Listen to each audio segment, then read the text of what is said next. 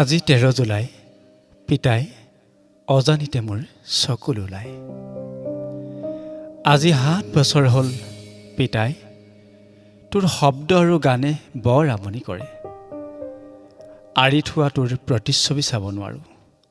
কজলা শব্দ আৰু কিবা ডাৱৰীয়াই বাট ভেটি বৰ আমনি কৰে। অজানিতে মোৰ চকুলো হৰে। আয়ে কান্দে বাবি বছৰিকা নেপাতো। তই দাই নধৰিবি।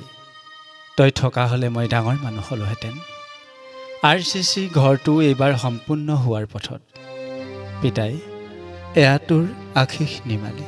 GPF আৰু মাৰ পেঞ্চনৰ পইচা অলপ লগাইছিলোঁ। ঢালাই দিয়াৰ দিনা আয়ে তোৰ মৰিশালিত বন্তি জ্বলাইছিল। মোৰ চকু পানী ওলাইছিল পিতাই। তই চাগে দেখি আছিলি সকলো। নাই, তই দেখা নাই। মোৰ চকুলো দেখিলে তই নিমাতে নাথাকো। কিবা ডাৱৰীয়া যেন লগা অপ্ৰিয় দিনটো আকৌ আহিছে। হ'লেও নিজকে চম্ভালিব পাৰিম দে পিতাই। এইবাৰ ঘৰটোও ল'ম, ভাগৱত পাঠ কৰি হৰিনাম ল'ম। তোৰ বছৰেকীয়াও পাতিম, তই সাহস দিবি। 13 জুলাই আহিলে পুৰণি দিনবোৰে শুবলৈ নিদিয়ে পিতাই। তই জাননে, দেও লগা ৰাতিবোৰ তোৰ সাহসত কটোৱা দিনৰ কথাই বৰ আমনি কৰেও পিতাই।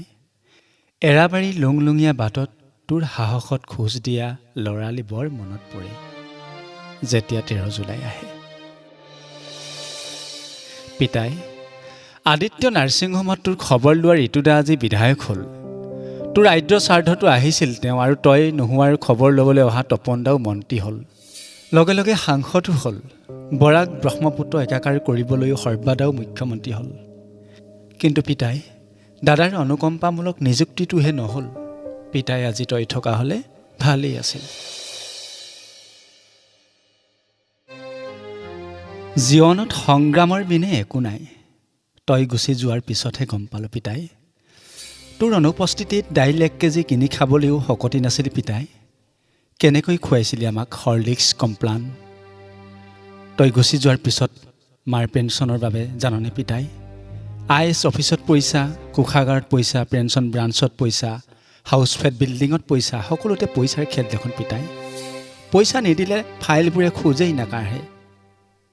বৰ আচৰিত পিতাই, মাহিলী দৰমহাৰে নোজোৰা সেইসকল বিষয়াৰ মন মগজু কিহেৰে আবৃত্ত ভাবিলে আচৰিতে লাগে পিতাই।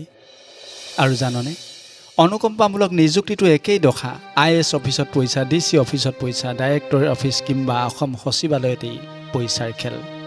পইচা নিদিলে ফাইলবোৰৰ শিপা গজে, শিল হৈ থাকে। কি কৰিম পিতাই, দাদাই বুজি নাপায় মই হেনো কৰি দিয়া নাই। সেইবাবে সদায় হুলস্থুল লগায়। ঘোচ দিবলৈও মোৰ শকতি নাই।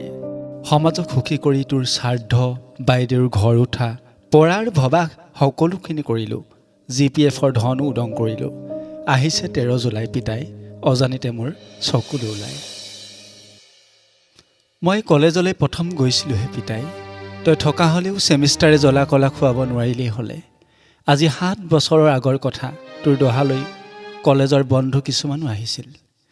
তোৰ সকামৰ নিমন্ত্ৰণৰ টোপোলা অজানিতে কলেজৰ অসমীয়া বিভাগৰ শিক্ষাগুৰুৰ টেবুলতেই যেতিয়া শুকাইছিল নিৰ্দয়ভাৱে, তেতিয়া মোৰ চকুত ওলাইছিল পিতাই। এইবোৰ তই দাই নধৰিবি। আজি 13 জুলাই অজানিতে মোৰ চকুল ওলাই পিতাই। এতিয়া সোণগুটি ৰোপণৰ সময়, তোলৈ মনত পৰে, পথাৰলৈও যাওঁ যাওঁ লাগে। পিতাই বৰ দুখ লাগে, সময়ো নাতে, সমাজৰ কাম কান্ধত থাকে।